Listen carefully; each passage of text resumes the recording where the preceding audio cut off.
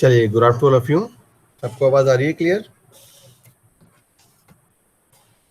Yes sir. हाँ, ये बताइए, ये वाला न्यूमेरिकल सॉल्व करके देखा आपने जो अपन ने लास्ट क्लास में दिया था?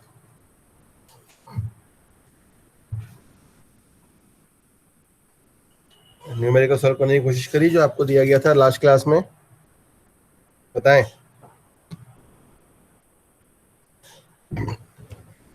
न्यूमेरिकल हो जाएगा ये वाला क्लास?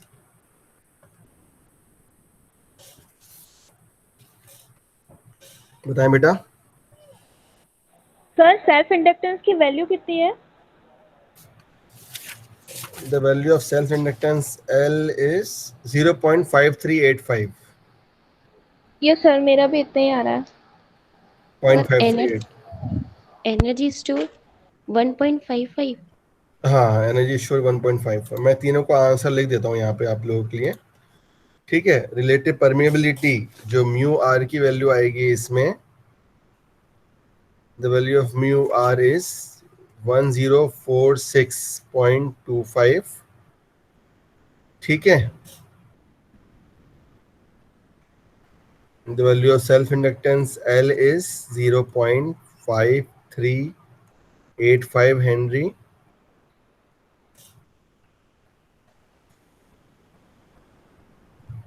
हेनरी। और जो एनर्जी स्टोर्ड इसमें आएगा E is equal to 1.55 joule. ये आंसर आया है। आया ये वाला आंसर आप लोगों का? Yes sir. ठीक है, तो एक न्यूमेरिकल में और देता हूँ आप लोगों को, उसको भी अपन करके देख लेंगे। वो भी सिंपल न्यूमेरिकल है, इतना टफ न्यूमेरिकल नहीं है। नेक्स्ट न्यूमेरिकल, फिर अपन यूनिट 4 स्टार्ट करेंगे। इसमें देखिए, इसमें an iron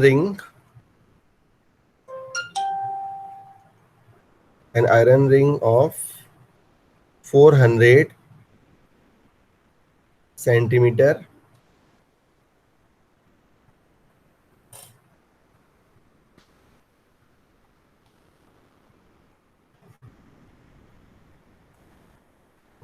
mean circumference is made from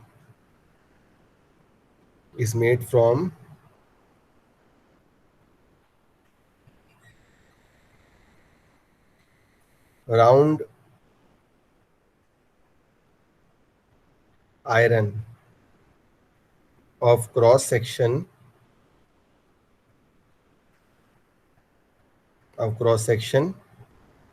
20 centimeter square. 20 centimeter square. Its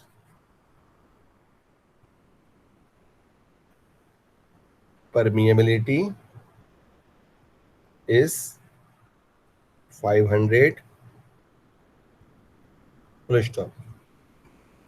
If it is wound with 400 tons, comma, if it is wound with 400 tons, comma,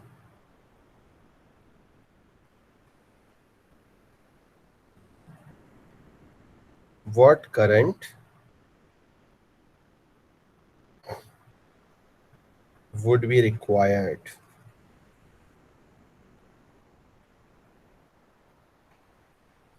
What current will be required to produce a flux of 0.01 weber? फिर से repeat करता हूं इसमें। An iron ring of 400 centimetre mean circumference is made from round iron of cross section 20 centimeter square. its permeability is 500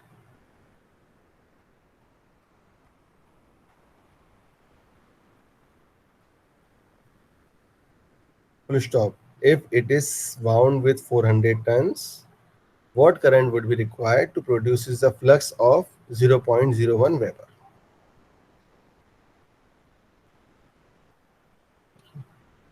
बताएं इसमें कि क्या क्या वैल्यू इसमें दी हुई है.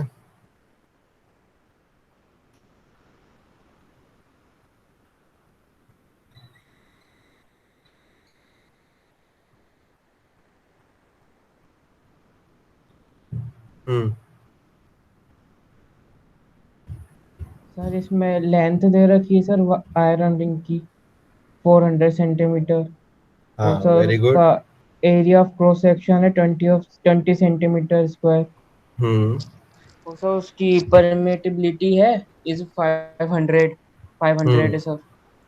और सर नंबर ऑफ टर्न्स है 400। ठीक है. अपन को करंट की वैल्यू फाउंड करनी है जब उसका फ्लक्स 0.01 वेबर हो उस पॉइंट पे। ठीक है, कैसे करेंगे क्वेश्चन? कैसे सॉल्व करेंगे वाला क्वेश्चन कोई बताएगा? सर फॉर्मूला लगा के सर। कौन सा फॉर्मूला यूज करेंगे इसमें अपन? सर वो आप बता दो सर।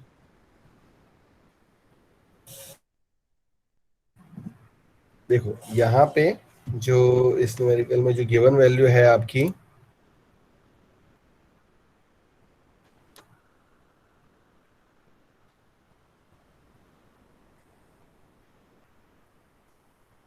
लेंथ दिया हुआ है इसमें 400 सेंटीमीटर.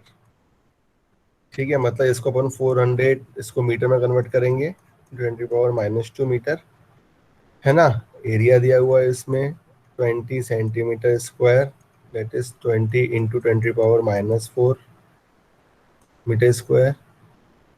परमिएबिलिटी दी हुई है इसमें म्यू आर की वैल्यू 500, है ना. नंबर ऑफ टर्न्स दिए हुए हैं 400 और फ्लक्स की वैल्यू दी हुई है फाई की वैल्यू 0.01 वेबर. Hello sir. हाँ बताओ चिन्मय. सर अपन इसमें ये वाला फॉर्मूला यूज कर सकते हैं फ्लक्स अप वो flux is equal to MMF upon reluctance वाला। हाँ वेरी गुड, वही यूज करेंगे अपन. गुड. ठीक है, जैसे अपन को पता है इसमें जो एम एम एफ की वैल्यू होती है M M F equal to N into I. ठीक है,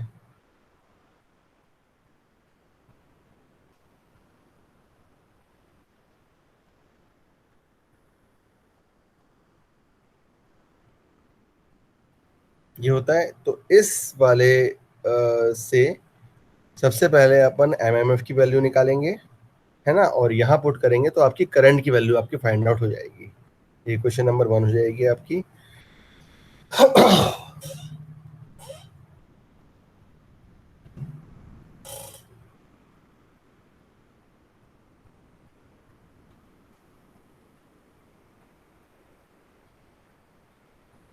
ना रिलेक्टेंस की वैल्यू क्या होती है बताएं? Sir L upon A mu naught mu R. L upon A mu naught mu are.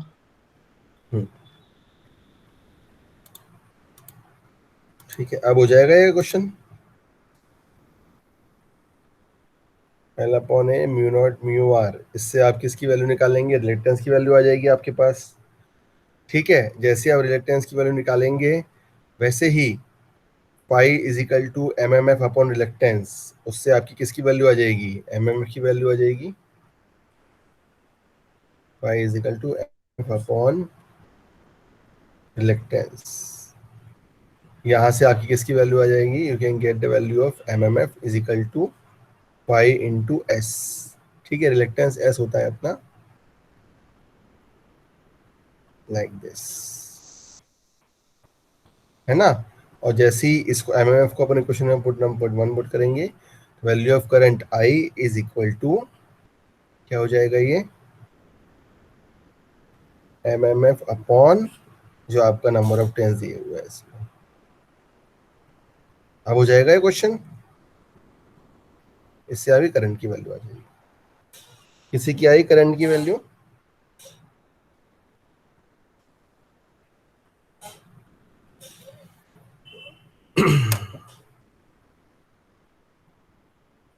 Anyone gate the value of current? आए तो बताया मेरे को फटाफट।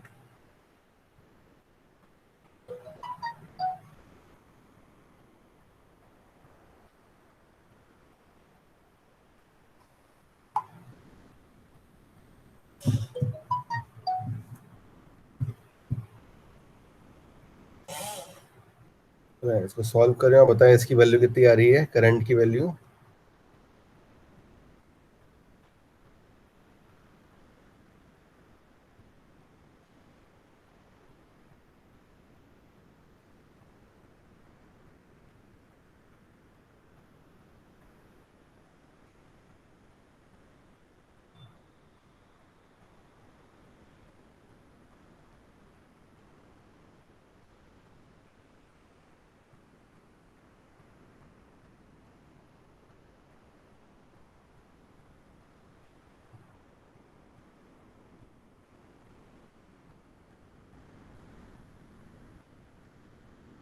बताए बेटा करंट की वैल्यू जल्दी।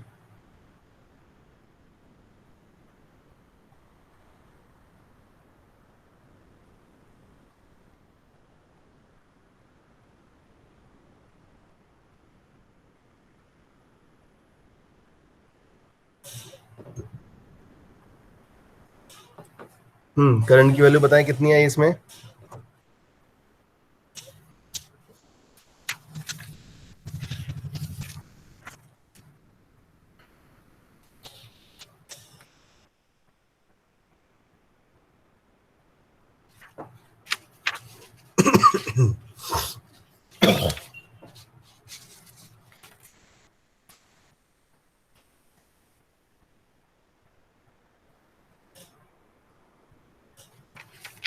बताओ बेटा। सर म्यू नोट की जगह क्या रखेंगे सर ये? इसकी वैल्यू? म्यू नोट की 1 ही रखेंगे ना, क्योंकि फ्री स्पेस है। नहीं नहीं, म्यू नॉट की वैल्यू फ्री स्पेस कहाँ है इसमें, ये तो आयरन रिंग है ना, तो म्यू नॉट की वैल्यू तो 4 पाई इंटू 10⁻⁻7 आएगी। 4 pi into 10 to power sir minus I की 7। वैल्यू सर आई की वैल्यू 79.577 आ रही है। कुछ डेसिमल में गड़बड़ हो रहा है प्रिया।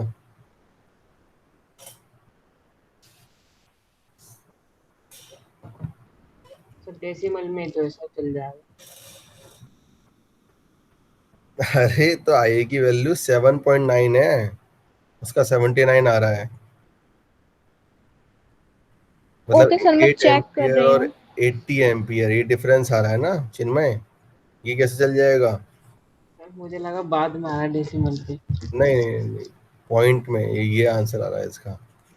करंट की वैल्यू इसमें आ रही है 7.95।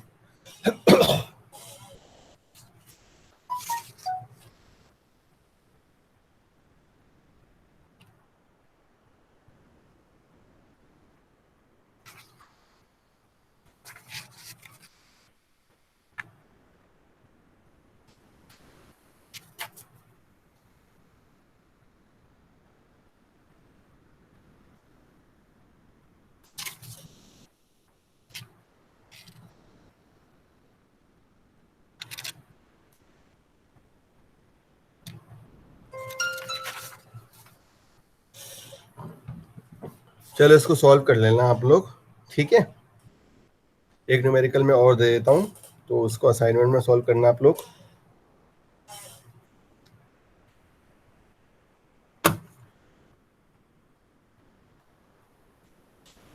तो मतलब इसके अगर मैग्नेटिक सर्किट अगर रख के अगर आपको फॉर्मूले अच्छे से याद हैं और कौन सा फॉर्मूला कब किस तरीके से सॉल्व यूज करना है, तो we can easily solve it. देखिए next, rectangular shaped core, a rectangular shaped core is made of mild steel plate 15 mm by 20 mm। फिर से रिपीट कर रहा हूं मैं। A rectangular shaped core is made of mild steel plate 15 mm by 20 mm cross section। ठीक है। The mean length of magnetic path is 18 centimeter। The mean length of magnetic path is 18 centimeter। Stop। The coil has 300 turns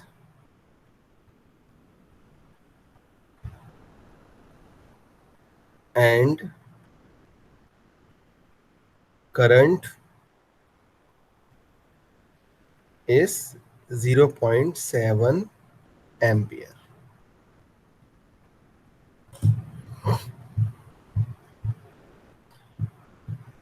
A rectangular shaped core is made of mild steel plate 15 mm by 20 mm cross section। ठीक है। The mean length of magnetic path is 18 centimeter। The coil has 300 turns and current is 0.7 ampere। Push stop। Calculate।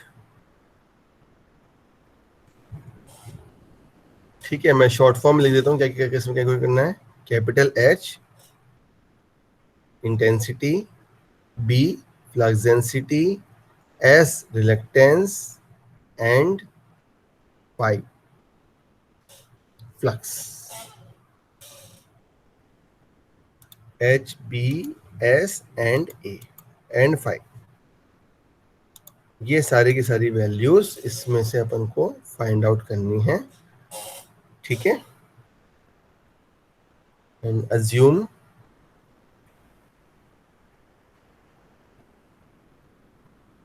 relative permeability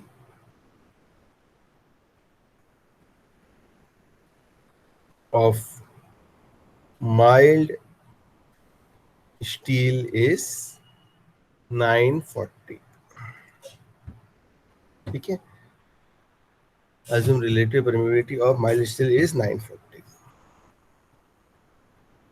अच्छा, कोई बताएगा इसमें area क्या है इसका?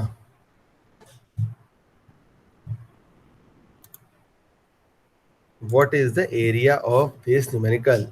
तो बताएगा। सर 15 into 20 कर लेंगे। हाँ, वेरी गुड। 15 into 20 लेकिन मिलीमीटर है तो उसका भी ध्यान रखना है। ठीक है। Yes sir. है ना? तो ये भी आपका असाइनमेंट क्वेश्चन है।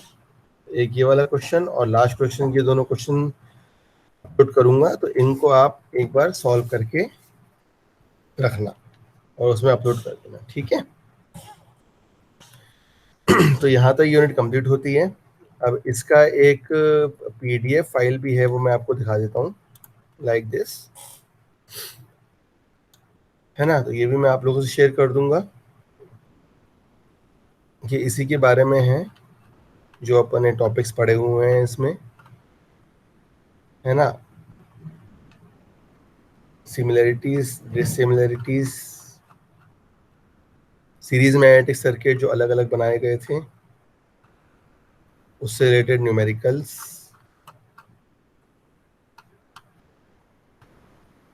है ना? वही जो जैसे अपन ने किए थे वैसे ही इसमें भी न्यूमेरिकल्स हैं।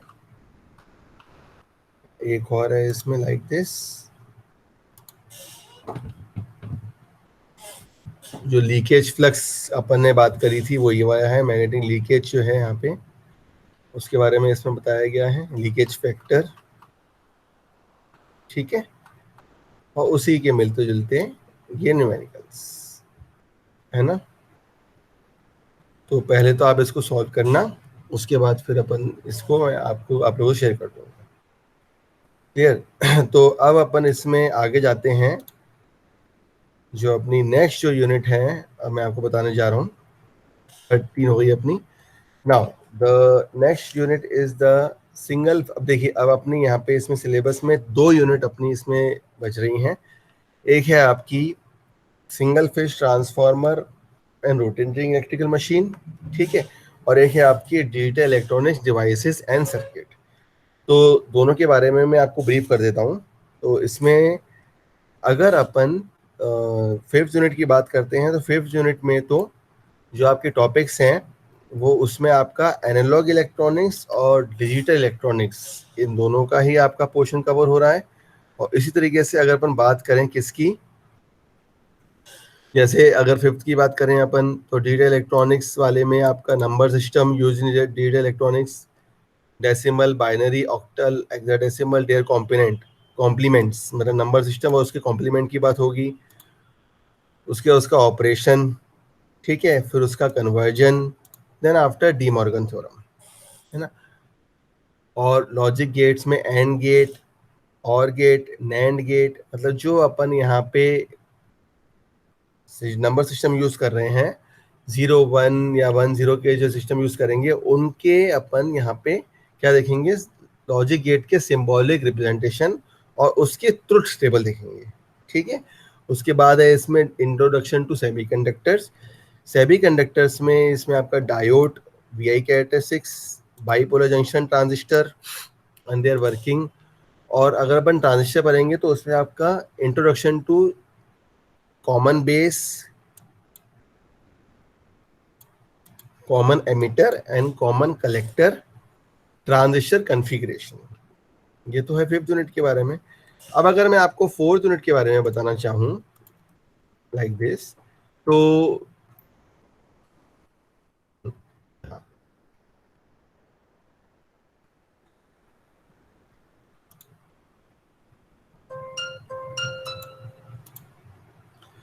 अगर मैं आपको 4th यूनिट के बारे में बताना चाहूँ, तो 4th यूनिट में जैसे कि इसमें अगर अपन देख रहे हैं, इसमें आपका सिंगल फेज ट्रांसफार्मर है और इसमें आपका बेसिक कंसेप्ट्स हैं, और उसके बाद सिंगल फेज ट्रांसफार्मर है, बेसिक कंसेप्ट है, और उसके बाद सबसे पहले मैं आपको ये चीज बता दूं कि अगर अपन ट्रांसफार्मर की बात कर रहे हैं, मतलब ये जो 5th यूनिट है इसमें 2 टाइप हैं। Number 1 is the transformer and the second one is the which one, इसमें रोटेटिंग इलेक्ट्रिकल मशीन, ठीक है ना। अब अगर ट्रांसफार्मर और रोटेटिंग इलेक्ट्रिकल मशीन की अपन बात करते हैं, तो इसमें फॉर दिस ट्रांसफार्मर कंसेप्ट, एक तो आपका सिंगल फेज ट्रांसफार्मर आएगा, उसके बाद अपन इसमें पढ़ेंगे इसका बेसिक कंसेप्ट किसका, ट्रांसफार्मर का। देन आफ्टर दैट इसका अपना कंस्ट्रक्शन एंड वर्किंग प्रिंसिपल, है ना, कंस्ट्रक्शन वर्किंग प्रिंसिपल आएगा। उसके बाद अपन इसमें देखेंगे इसका आइडियल ट्रांसफार्मर किस तरीके से अपन उसको देखते हैं, और आइडियल ट्रांसफार्मर के साथ ही अपन इसका फेजर डायग्राम देखेंगे नो लोड कंडीशन पे। Then after that voltage, current and impedance transformation, मतलब किस तरीके से अपन वोल्टेज को या करंट को या इम्पीडेंस को ट्रांसफॉर्म करते हैं, वो चीज आएगी इसमें आपकी। Then after that equivalent circuit and its phasor diagram, मतलब किस तरीके से आप ट्रांसफार्मर का इक्विवेलेंट सर्किट बनाएंगे, उसका फेजर डायग्राम बनाएंगे। इसके बाद आपका voltage regulation, losses, efficiency, and उसके बाद लास्ट है इसमें टेस्टिंग ऑफ ट्रांसफार्मर, ठीक है ना। अब जो आपका इसमें मैं बताना चाहूँगा आपको कि ये तो है सिर्फ इतना जो पोर्शन है, ये आपका अकेला सिर्फ जो है that is from of the transformer, इतना आपका ट्रांसफार्मर से रिलेटेड कंसेप्ट है। अब यहाँ पे अब ये वाला जो आ रहा है एंड रोटेटिंग इलेक्ट्रिकल मशीन, इसकी अगर अपन बात कर रहे हैं, तो रोटेटिंग इलेक्ट्रिकल मशीन की जो बात हो रही है, इसमें अपन construction, working principle of DC and AC machine, इसके बारे में अपन बात करेंगे, ठीक है, समझ आया। इस तरीके से आपका यूनिट 4th का इसमें जो है सिलेबस वो इस तरीके से बात करेंगे।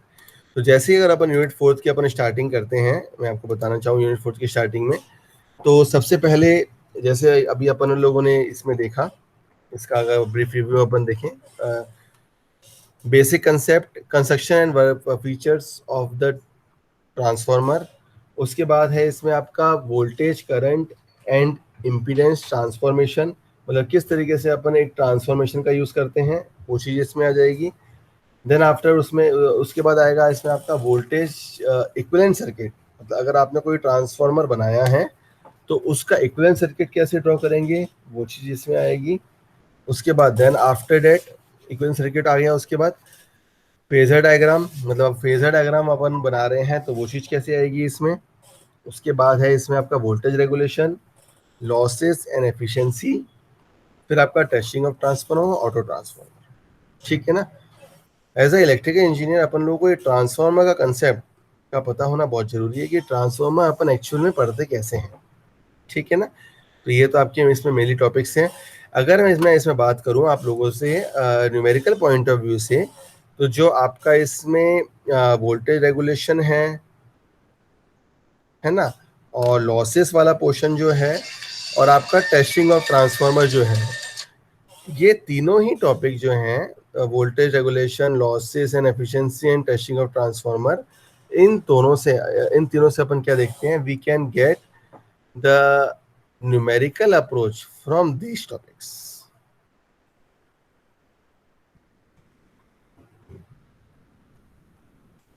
ठीक है ना, मतलब इसमें आपका थ्योरेटिकल अप्रोच तो है ही, तो थ्योरेटिकल के साथ साथ इसमें आपका न्यूमेरिकल अप्रोच भी इसमें आपका इसमें आएगा, ठीक है।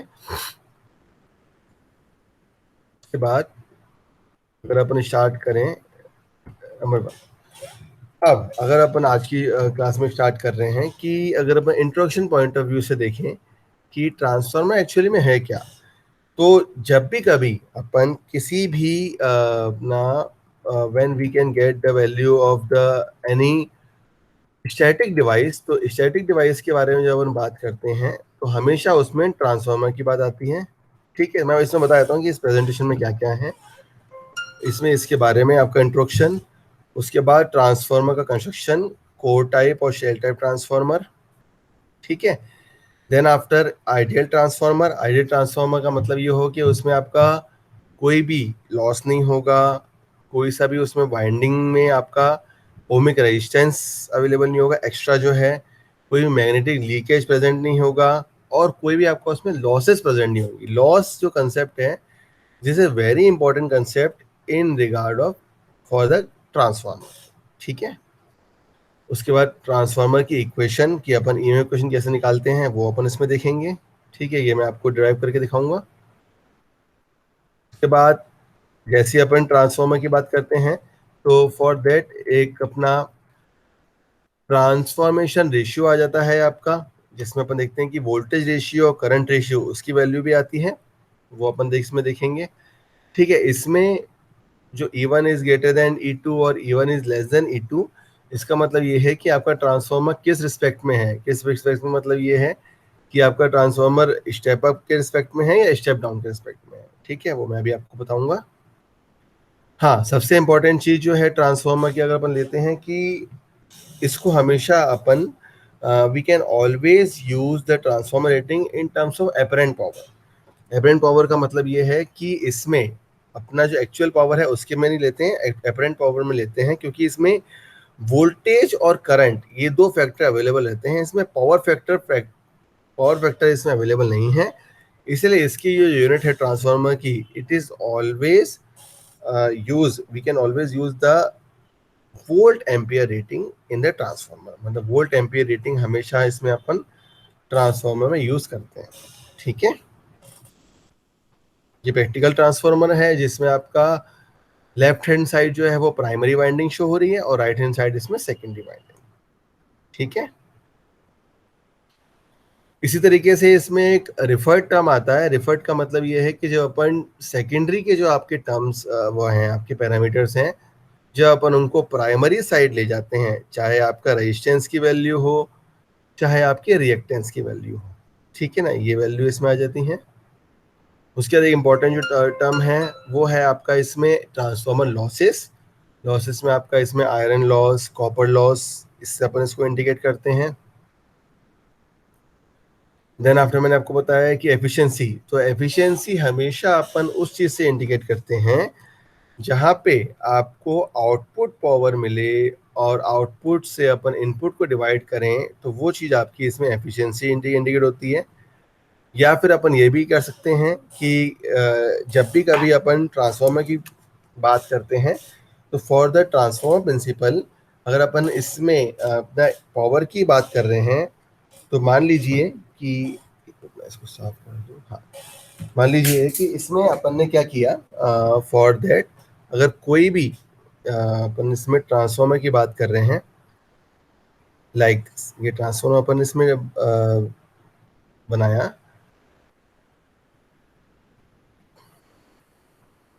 है ना। तो इस ट्रांसफार्मर में क्या हो रहा है, यहाँ तो आपने क्या दे दिया अपना इनपुट, ठीक है, यहाँ मिल गया आपको आउटपुट।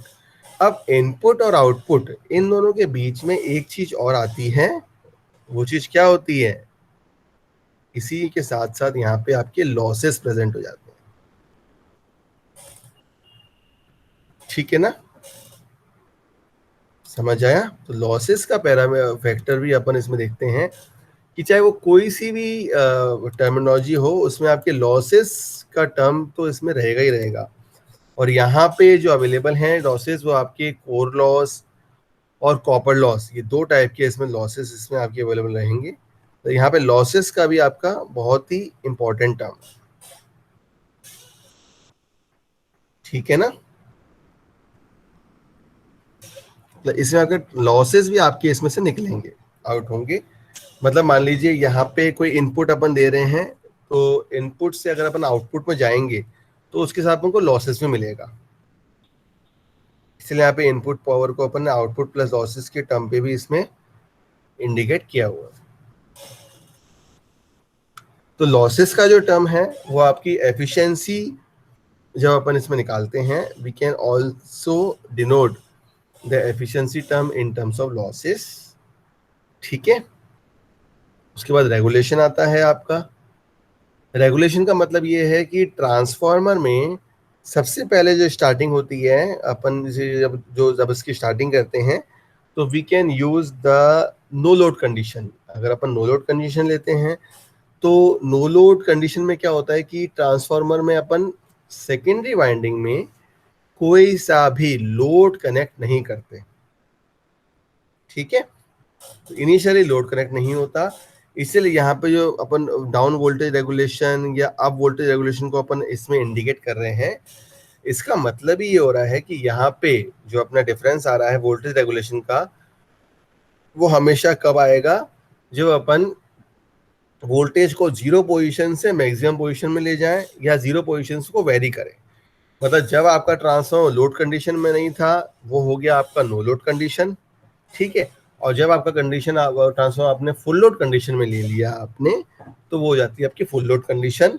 तो जब अपन नो लोड और फुल लोड इन दोनों के बीच में डिफरेंस देखते हैं तो उस डिफरेंस को अपन इंडिकेट करते हैं वोल्टेज रेगुलेशन के टर्म पे, क्लियर।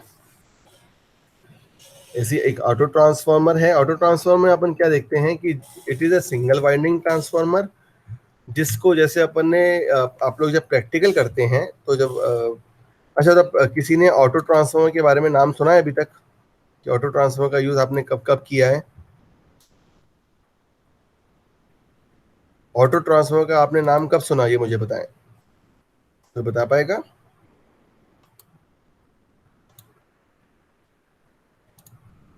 क्लास, ऑटो ट्रांसफार्मर क्या होता है, कोई बताएगा?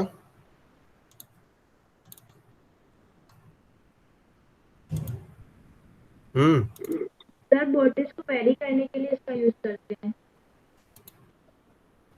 वोल्टेज को चेंज करने के लिए। नहीं, वोल्टेज को चेंज करने के लिए बिल्कुल सही कह रहे हो आप, नहीं, लेकिन उसको अपन ने यूज कहाँ किया है अभी तक, आपने उसको यूज कहाँ किया है ये बताएं। सर अभी तक जितने एक्सपेरिमेंट हुए हैं सब में यूज हो रहा है। हाँ, वेरी गुड। मतलब जो भी अपन एक्सपेरिमेंट करते हैं, प्रैक्टिकल का एक्सपेरिमेंट करते हैं, उसमें जब अपन उसकी बात करते हैं किसी भी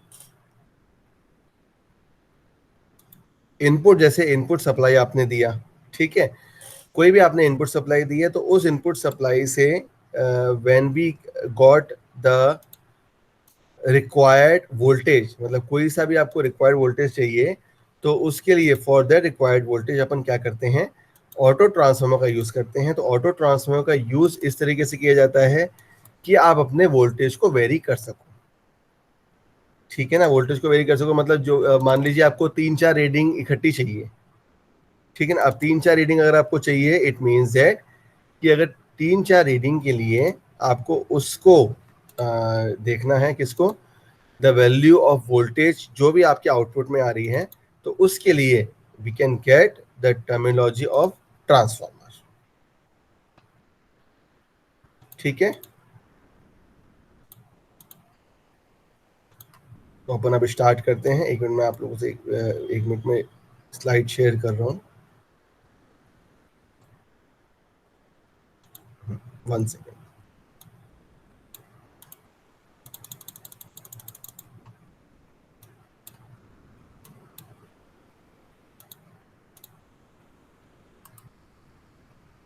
यस,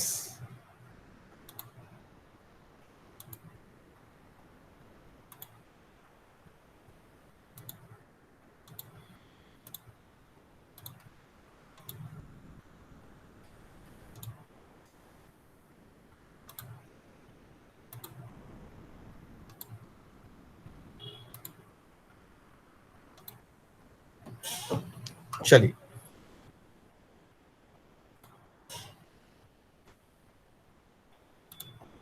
तो सबसे पहले अगर अपन स्टार्ट करेंगे टुडेज, अभी तो आपको बेसिक कंसेप्ट बताया था, तो यूनिट 4th में नंबर 1 जो है आपका, इसमें ए और बी 2 पोर्शन है। तो सबसे पहले अपन इसमें जो बात करेंगे, वो बात करेंगे इसमें सिंगल फेज ट्रांसफार्मर।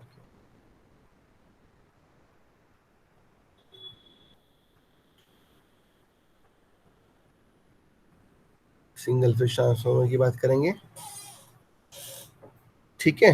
तो मैं इसकी सबसे पहले आपको डेफिनेशन डिटेक्ट करता हूँ, जो इम्पोर्टेंट चीज़ है, क्योंकि ट्रांसफार्मर का आगे जाके हर उसमें आपका यूज़ होता है। अपने जब सेकेंड ईयर में आप मशीन्स, इलेक्ट्रिकल मशीन सब्जेक्ट आएगा, तो उसमें भी ट्रांसफार्मर से आप very wide range of transformer, यहाँ अपन सिंगल फेज ट्रांसफार्मर देख रहे हैं, फिर आपका 3 फेज ट्रांसफार्मर भी आएगा आके, ठीक है। तो इसमें एक लिखिए transformer definition, a transformer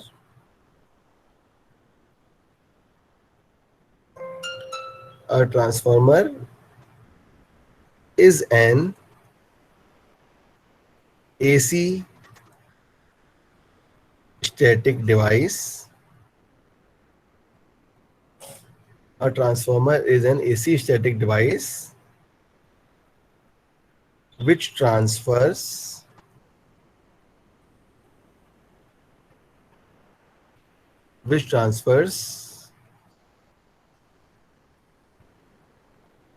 electric power which transfers electric power, transfer करता है डिवाइस पावर को, इसीलिए अपन इसको ट्रांसफार्मर बोलते हैं, ठीक है। which transfer electric power from one circuit to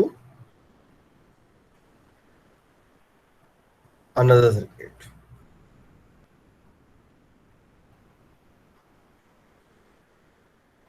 without changing its frequency, ठीक है। ट्रांसफार्मर एक ऐसा एसी स्टैटिक डिवाइस है जो क्या करेगा, ट्रांसफर करेगा इलेक्ट्रिक पावर को एक सर्किट से दूसरे सर्किट में, उसकी फ्रीक्वेंसी को बिना चेंज करे, मतलब विदाउट चेंजिंग इट्स फ्रीक्वेंसी, ठीक है। समझ आया concept? Hence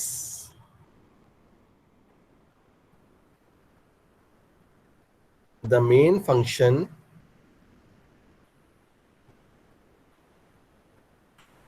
of a transformer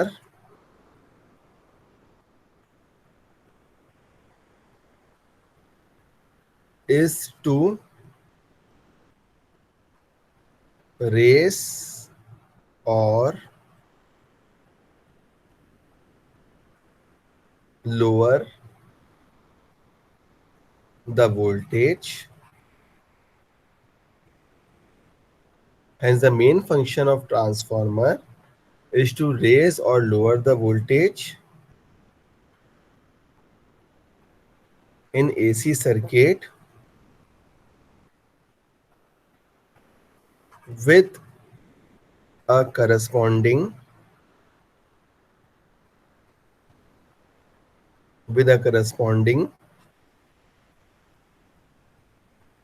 decrease or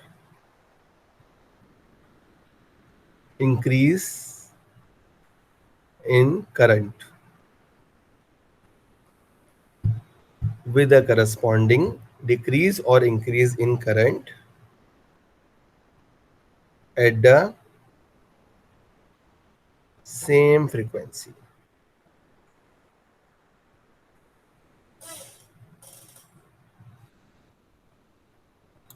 ठीक है, अब मैं इसका मतलब बताता हूँ। इसका क्या मतलब है, जैसे मान लीजिए अपन यहाँ पे एक ट्रांसफार्मर का, मैं मतलब बताना चाह रहा हूँ कि एक्चुअल में इसकी डेफिनेशन किस तरीके से है ना। ये क्या करेगा आपका, यहाँ पे जो आपकी यहाँ पे P1 पावर है, ठीक है ना, इस पावर को क्या करेगा, एक सर्किट से दूसरे सर्किट में यहाँ पे पावर को ट्रांसफॉर्म करेगा। ठीक है, अब अगर पावर ट्रांसफॉर्म आपकी हो रही है, इट मीन्स दैट हियर ये जो पावर है, the value of P1 is equal to P2। जो पावर आपकी इनपुट साइड है वो पावर आपकी आउटपुट साइड रहेगी, क्योंकि ट्रांसफार्मर की जो रेटिंग है वो फिक्स रहती है, मतलब वोल्ट एम्पियर में रहती है, चाहे वो 1V हो, 1VA हो, 1kVA हो, 2kVA हो, मतलब इसकी रेटिंग अपन लोग वोल्ट एम्पियर में या फिर किलो वोल्ट एम्पियर में या फिर मेगा वोल्ट एम्पियर में, इसमें अपन इसकी यूनिट ले लेते हैं। अब जैसे अपन अगर इसकी यूनिट ले रहे हैं, अगर अपन डिफरेंट डिफरेंट रेटिंग में और पावर को इसमें अगर अपन बात कर रहे हैं इसकी value for that P1 and P2, अब ये जो आपकी ये आ रही है P1 एंड P2 की वैल्यू, सपोज यहाँ पे पावर को अपन चेंज कर रहे हैं, इट मीन्स दैट कि यहाँ पे जो चेंज जो आएगा वो किस में आएगा, वोल्टेज की वैल्यू में चेंज आएगा या फिर करंट की वैल्यू में चेंज आएगा। एक मिनट, ठीक है ना, और वो डिपेंड करेगा कि ट्रांसफार्मर का प्रिंसिपल किस तरीके से काम कर रहा है। ठीक है, इट मीन्स दैट कि यहाँ पे अपन क्या कर रहे हैं, we can lower the voltage और raise the voltage with respect to the corresponding decrease or increase in the value of current। ठीक है ना, जैसे कि मान लीजिए यहाँ P1 इक्वल टू P2 मैं यहाँ पे आपको इसमें लिखना चाह रहा हूँ। इसका मतलब क्या है कि यहाँ पे जो आपका वोल्टेज और करंट की वैल्यू होगी, करस्पॉन्डिंग वोल्टेज करंट की वैल्यू होगी V1 I1, this is equal to the corresponding voltage current of output side. ठीक है, इसका मतलब क्या होगा, जो V1 अपॉन V2 की वैल्यू है ये किसके इक्वल हो जाएगी, this value is equal to the value of I2 upon I1। ठीक है, इट मीन्स दैट कि यहाँ जो वोल्टेज और करंट का जो रिलेशन है ये क्या है आपका, इनवर्सली प्रोपोर्शनल है ना, इनवर्सली प्रोपोर्शन है, इसीलिए यहाँ पे आपकी पावर जो है वो कांस्टेंट है। तो ट्रांसफार्मर ही एक ऐसा डिवाइस होता है जो कि ओम्स लॉ को ओबे नहीं करता। समझ आया कंसेप्ट आपको, क्या बोलना चाह रहे हैं अपन। ठीक है, मतलब मान Yes, लीजिए कि यहाँ पे इनपुट साइड में मैंने कोई भी वोल्टेज V1 वोल्टेज मैंने एक डिफाइन किया हुआ है और आउटपुट साइड में मेरा एक V2 वोल्टेज है। सिमिलरली इनपुट में मेरे को एक करंट भी होगा, आउटपुट में मेरा एक करंट यहाँ पे होगा। अगर in case for example V1 की वैल्यू मान लीजिए मेरी कितनी है 110 वोल्ट, ठीक है, और V2 की वैल्यू में मान लीजिए यहाँ पे 220 वोल्ट है ना। अब यहाँ पे अगर V1 की वैल्यू 110 वोल्ट है और V2 की वैल्यू 220 वोल्ट है, तो मुझे बताइए अगर यहाँ पे करंट की वैल्यू 5 एम्पियर होगी तो I2 की वैल्यू क्या हो जाएगी?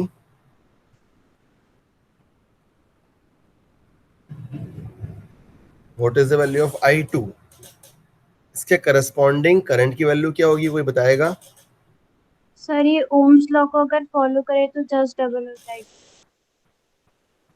नहीं, ओम्स लॉ तो फॉलो करता ही नहीं है ना ट्रांसफॉर्मर।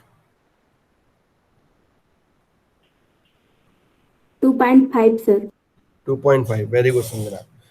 यहाँ पे क्या हो रहा है, दिस इज एग्जाम्पल जो अपन ने दिया हुआ है, this is example of step up transformer, ठीक है ना। जब भी कभी अपन स्टेप अप ट्रांसफॉर्मर या स्टेप डाउन ट्रांसफॉर्मर करें, वो अपन स्टेप अप ट्रांसफॉर्मर या स्टेप डाउन ट्रांसफॉर्मर की बात करते हैं, तो we can see the corresponding voltage.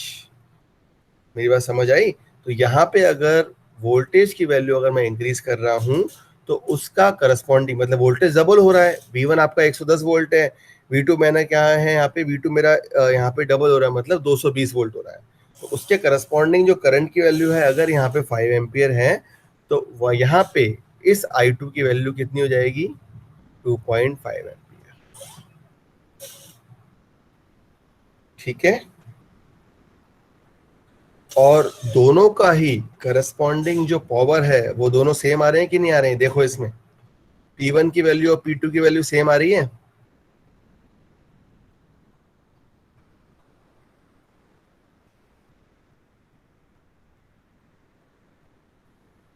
P1 मतलब V1 I1, P2 मतलब V2 I2, सेम आ रही कि नहीं आ रही? Yes sir. ठीक है ना।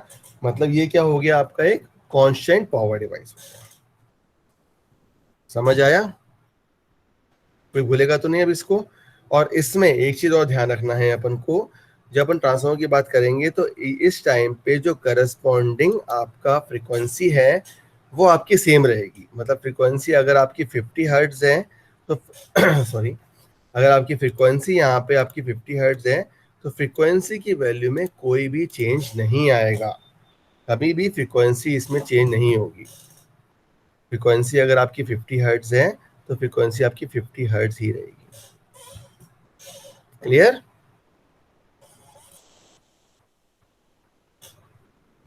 समझ आ गया? Yes sir. ठीक है। अब अपन इसके क्लासिफिकेशन में जाएंगे। अगर अपन क्लासिफिकेशन की बात करते हैं तो सबसे पहला क्लासिफिकेशन जो अपन देखते हैं, that classification is according to input. ठीक है ना। अब अकॉर्डिंग टू इनपुट से मतलब क्या है? अकॉर्डिंग टू इनपुट से मतलब ये है कि जो इसमें आप सप्लाई वोल्टेज देते हैं, वोल्टेज की वैल्यू देते हैं, उसमें चिन्मय आज पासवर्ड नहीं है, इसमें अगर अपन कोई भी इनपुट सप्लाई देते हैं तो इनपुट सप्लाई मतलब वोल्टेज के अकॉर्डिंग यहाँ पे अपन ट्रांसफार्मर की क्लासिफिकेशन करते हैं। तो ट्रांसफार्मर क्लासिफिकेशन कर रहे हैं तो नंबर 1 क्लासिफिकेशन जो होगा दैट इज, सबसे पहला क्लासिफिकेशन है इसका स्टेप अप ट्रांसफार्मर,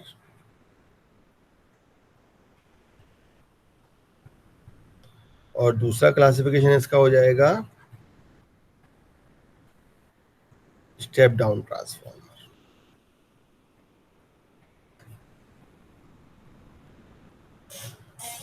ठीक है ना। तो स्टेप अप ट्रांसफार्मर का मतलब ये है कि जब आपका जो आउटपुट वोल्टेज है when the value of V2 is greater than V1 तो वो होता है आपका स्टेप अप ट्रांसफार्मर। और जब आपका जो आउटपुट वोल्टेज की वैल्यू इनपुट वोल्टेज से कम है, that is the when the value of V2 is less than V1 तो ये हो जाएगा आपका स्टेप डाउन ट्रांसफॉर्मर।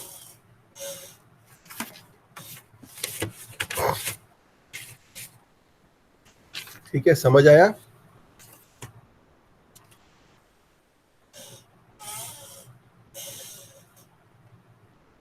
है ना? एक क्लासिफिकेशन तो ये होता है। दूसरा क्लासिफिकेशन अपन इसका देख लेते हैं, classification according to construction. Next classification जो इसका होता है आपका, classification according to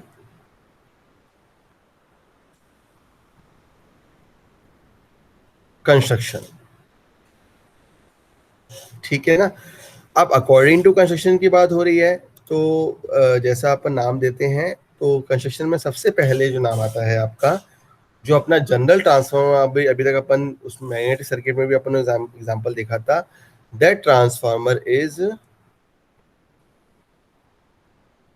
core type transformer.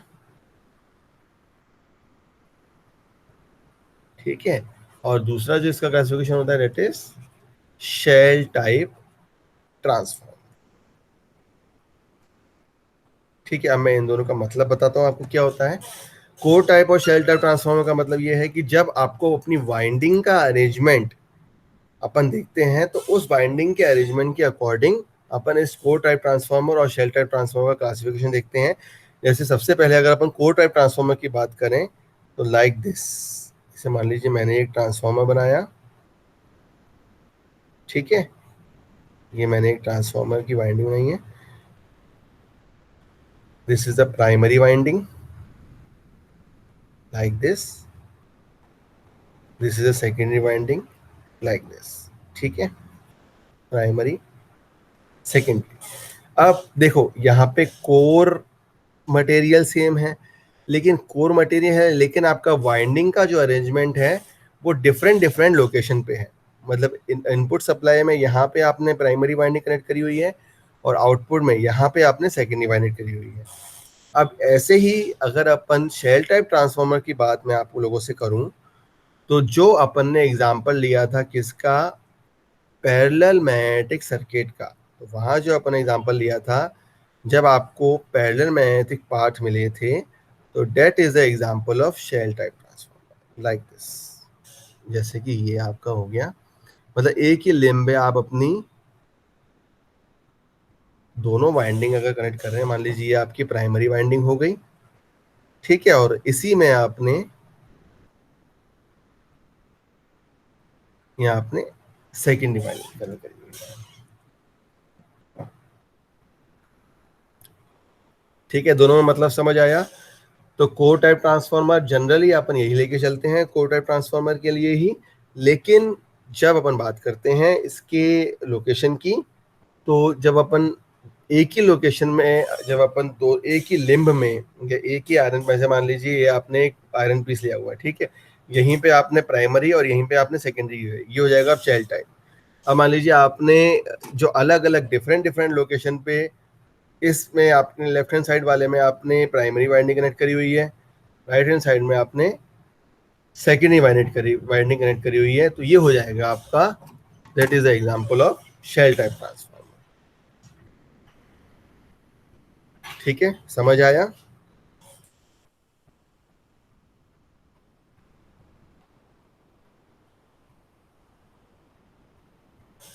ठीक है, तो इसका क्लासिफिकेशन है। तो इसी से इसका ट्रांसफार्मर का अपन लास्ट टॉपिक इसमें अपन देख लेते हैं अभी क्लास में।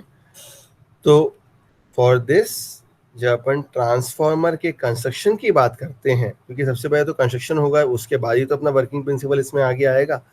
तो कंस्ट्रक्शन की बात अपन जब अपन करते हैं, तो ट्रांसफार्मर के कंस्ट्रक्शन में सबसे पहले जो आपका मेन एलिमेंट जो है वो क्या है इसमें, वो है आपकी इसमें दो कॉइल, प्राइमरी वाइंडिंग की और सेकेंडरी वाइंडिंग की, और एक लैमिनेटेड स्टील कोर, जिसमें अपन उस कॉइल को अरेंज करें।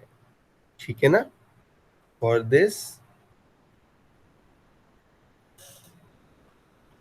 The main elements of a transformer are two coils and a laminated steel core. ठीक है, अब अपन इसका इसमें जो अपन ने टर्म यूज किया हुआ है लैमिनेटेड स्टील को, इसका मतलब क्या है? तो जब भी कभी अपन यहाँ पे लैमिनेटेड स्टील कोर यूज कर रहे हैं तो the core is laminated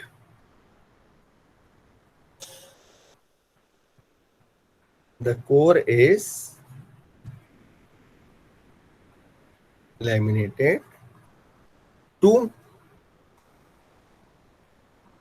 minimize the eddy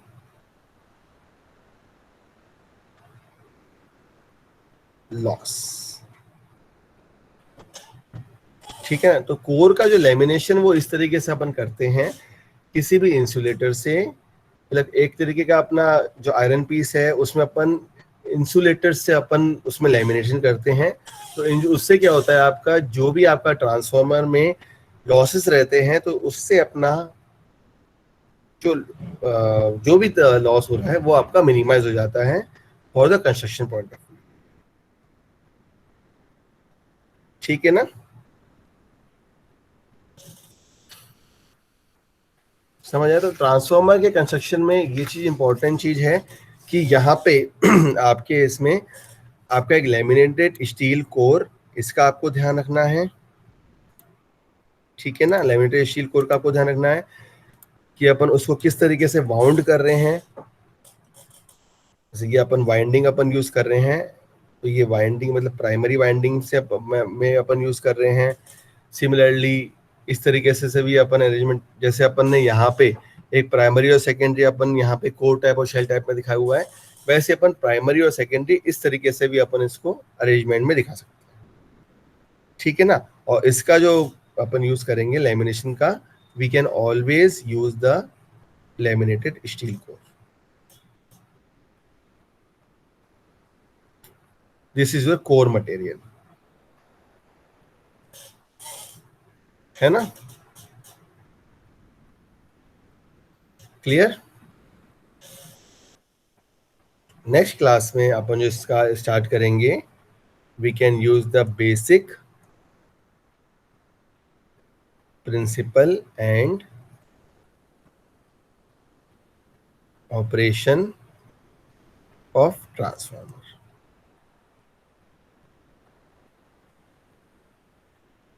ठीक है, तो सभी लोग इसको एक बार देख के आइएगा, फिर अपन इसको कंटिन्यू करेंगे। और कोई डाउट हो तो अभी पूछ सकता है कोई। किसी को डाउट हो तो पूछ ले मेरे से अभी।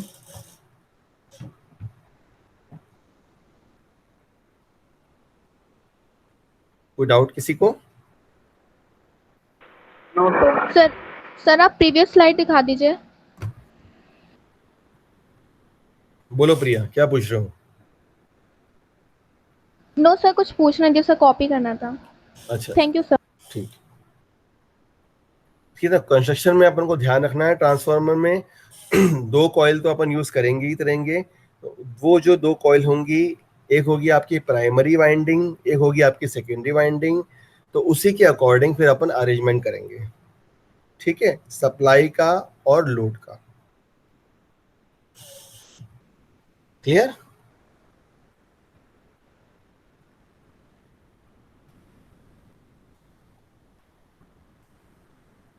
क्लियर सर, सब क्लियर।